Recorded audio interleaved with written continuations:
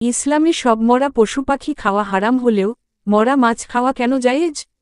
এর পেছনের বৈজ্ঞানিক কারণ জানলে আপনিও অবাক হবেন। আমাদের প্রিয় নবী হজরত মুহাম্মদ সাল্লাল্লাহু আলাইহি ওয়াসাল্লাম 1400 বছর আগেই বলে গেছেন, আমাদের জন্য দুটি মৃত জীব এবং দুটি রক্ত হালাল করা হয়েছে। মৃত জীব দুটি হল মাছ ও পঙ্গপাল। কিন্তু কেন অন্য মৃত পশু হারাম আর মাছ হালাল? বিজ্ঞান বলে, স্থলভাগের কোনো পশু যখন মারা যায়, তখন তার শরীরের সমস্ত দূষিত রক্ত মাংসের সাথে মিশে যায়। এই রক্তে থাকে নানারকম ক্ষতিকর ব্যাকটেরিয়া ও রোগজীবাণু, যা মানুষের স্বাস্থ্যের জন্য মারাত্মক ক্ষতিকর। কিন্তু মাছের গঠন সম্পূর্ণ আলাদা। মাছ যখন জল থেকে ডাঙায় তোলা হয় বা মারা যায়, তখন তার শরীরের সমস্ত রক্ত সাথে সাথে তার ফুলকা এবং হৃৎপিণ্ডে চলে আসে। ফলে মাছের মূল মাংসে কোনো রক্ত জমা থাকে না, আর রক্ত না থাকায় সেখানে ব্যাকটেরিয়া ছড়াতে পারে না।